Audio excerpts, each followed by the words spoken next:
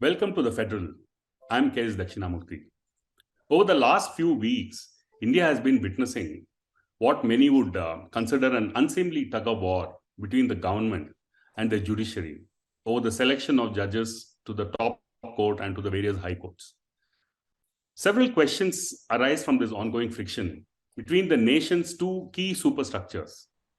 On Thursday, that is yesterday, the collegium, in an unprecedented move, even made public the government's reasons for rejecting the names of two individuals for the post of High Court judges. To figure out what is happening and what it means for the common public, we have with us Mr. Mohan Katarki, senior Supreme Court lawyer, to unravel this befuddling tangle.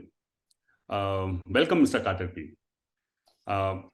Thank you. Is this unprecedented? I said it was unprecedented, but such a move, to make public, is it unprecedented? I mean, this whole issue of appointment of judges, the tussle between the government and the judiciary. The tussle is unprecedented, no doubt.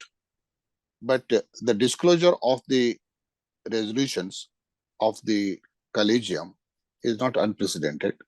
In fact, that was the practice earlier, discontinued, again continued by Justice Mishra, but thereafter again it was discontinued. And we are very happy that Supreme Court has gone back to its transparency policy and has endeared itself to the public by disclosing the reasons why it reiterates for the second time the names which it had recommended earlier.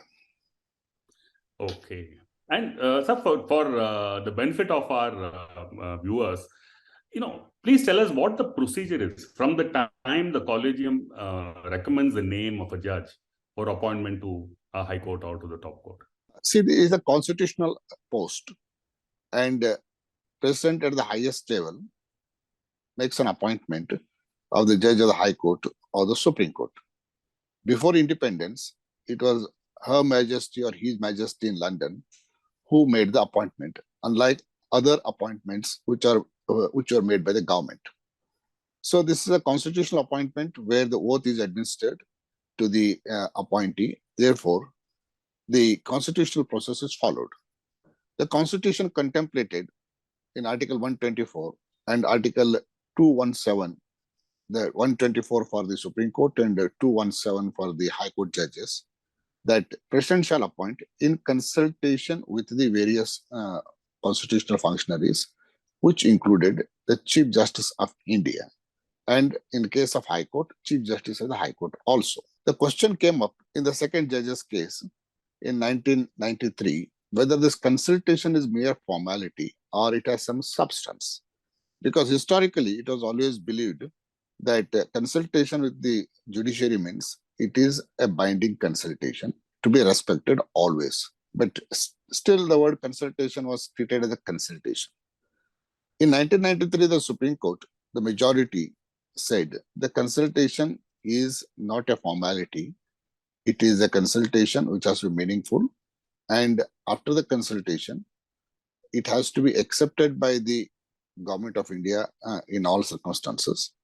And if they have got any objections, if you have got any material to disagree with the Chief Justice of India, then they will have to refer it back to the Chief Justice of India, who in consultation with his colleagues, that is called collegium, will make a recommendation again or reiterates the recommendation. In such a case, the recommendation is to be treated as binding by a healthy convention.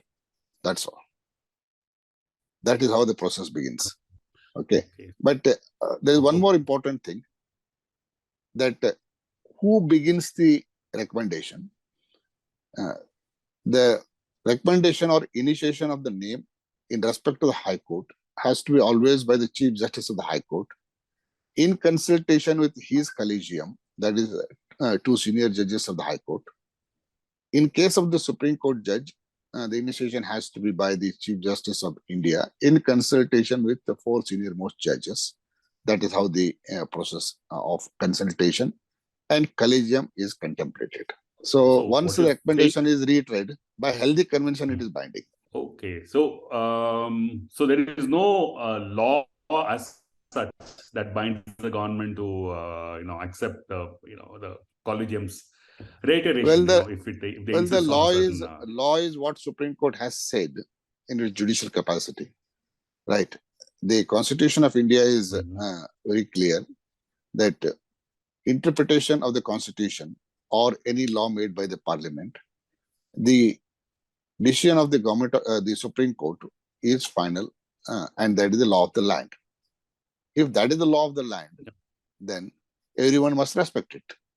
And particularly for higher constitutional authorities, it need not be told that it is binding on you. It is expected that law always binds on You made a point that the courts are very transparent about why certain individuals were selected as or appointed as judges, and that practice ended. And you're saying it's a welcome move, but why did that happen in the first place? Why did it become opaque? The reasoning at you. what Well, it point? depends upon a particular Chief Justice. Sometimes it was thought that why should we disclose unless there is a controversy? In a normal course, all resolutions need not be disclosed. But if there is a controversy, if somebody seeks, well, we can consider. So there are various Mhm. divergent views that differs from the Chief Justice of India to Chief Justice of India. But if they have started yesterday to disclose the reasons, we're all happy that they have done it. Ultimately, the friend of the judiciary is the people of India. The more they Mhm. uh, Okay. identify themselves as the people of India, Okay. that helps them, and that is the real strength in the public. So the situation is rather to follow, and the government does not follow the convention. So what is going to be the outcome of this kind of an impasse?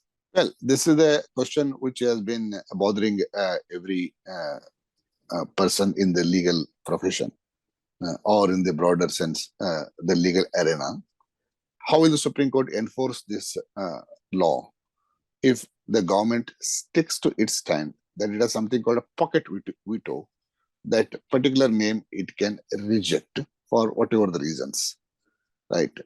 One way of Mm. thinking is that normally when a government doesn't act or acts contrary to the law, is to issue a writ of mandamus, right? But how will you enforce the writ of mandamus issued is the question. So ultimate enforceability depends upon the physical powers, okay, in a general sense. And Okay. here the problem is that you can't ask President of India to sign or issue a warrant of appointment if he doesn't want to issue, right? You can't force upon him.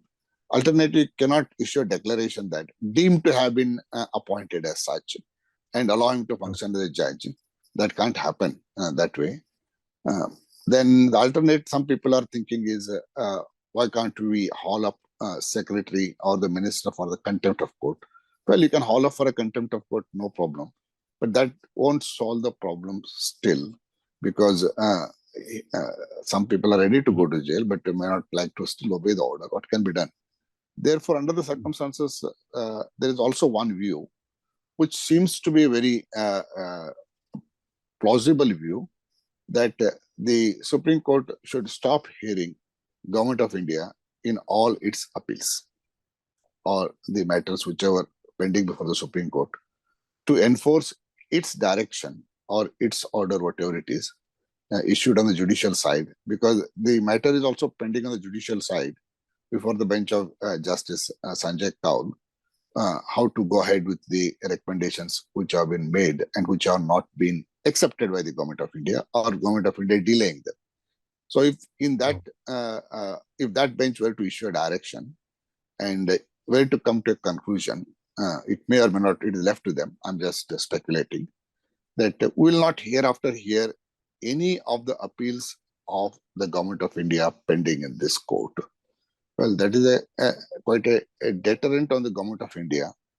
Then it may Mhm. have to reconcile itself and come to the terms. Okay. Okay. But it sounds rather, like the conflict going another few steps forward if that indeed happens. But Well, these things have happened in the past in a different way. Way back in 1910, around something, when Chief Judge of the Bombay High Court, I do not recall the name, it is very well documented, when the judgment of the court was not accepted by the then British Bombay government, then he locked the court and sent the keys. Okay, that kind of situation may happen. See, confrontation is a confrontation which should not take place. But if it were to take place, well, in England in olden days, they used to cross the swords. Okay, who is superior finally to be decided by crossing the swords. So I don't expect that to happen. But something like that, as I said, will not hear the appeals. Could be a one way of forcing the government of India to abide by the decision of the Supreme Court. So, what do you think would be an ideal way for this impasse to end? Well, ideal way is always follow the law. And what Supreme Court decides is final. The right or wrong is not the question. If the Supreme Court decides and the Supreme Court says on judicial side that, well, once the recommendation has been reiterated, you have no choice, you have no pocket veto, therefore, you have to issue a warrant of appointment, then they must issue. They must accept that. That's the healthy convention, that we are all supposed to obey the Constitution. The government of India cannot say that the law interpreted by the Supreme Court is not binding on it.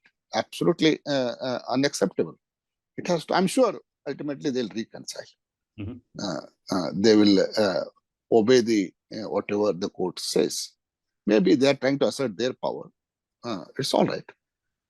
But when the whip is cracked finally, I'm sure the government of India will reconcile itself and obey the directions. No, would you agree this is also part of this larger fight or this collegium versus the NJAC that's been going on? You think, is there an attempt to kind of by the government or to show that this is not going to happen and we'd go back to a different system? You see, politically, is it some kind of pressure tactic? I mean, this issue of sitting on appointments and recommendations rather. Could be or could not be also. One doesn't know. But there is also a material to draw such inference because before this happened, the law minister has been making a statement questioning the efficacy and legitimacy of the collegium system in the appointment of judges. But the suggestion which law minister gives, that is the government should have a hand in the appointment, is also not acceptable. The government should not have hand in any appointments, if you ask me. Even for the appointment of a tahsildar or a smallest officer in the government, the Public Service Commission under the Constitution has been established because the Constitution makers contemplated that all appointments to public posts should be done by an independent agency, and not by the government, because government has political pressures. So if for ordinary appointments, there has to be a Public Service Commission manned by independent persons outside the political realm. For the appointment of judges, certainly there has to be super independent body to consider their appointment or transfer. But until that happens, probably that has to be done. That has to happen only if the Constitution is amended. Until that happens, as a lesser evil, there is a opinion which I also ascribe, that we have to live with the collegium system. But at the same time, the collegium also requires to reform itself. And if there is a suggestion for appointment of a search committee, to that extent, I think it is advisable that the collegium appoints a search committee, not the government, but the collegium must appoint. At the High Court, Chief Justice does, and at the Supreme Court, Chief Justice of India does. And the collegium, that search committee may contain one eminent member of the bar, one from the civil society, one who is a retired civil servant of the highest order, who held the post of cabinet secretary or home secretary. That can form as a search committee to assist ultimately the collegium or the Chief Justice in selecting a person, the best suitable persons. Okay. So this could be a good via media. Thank you so much, Mr. Katarki, for explaining this from you, because it clarifies a lot of things, and also it removes some of the clouds of confusion over this issue from the point of view of the common man. Thank you so much.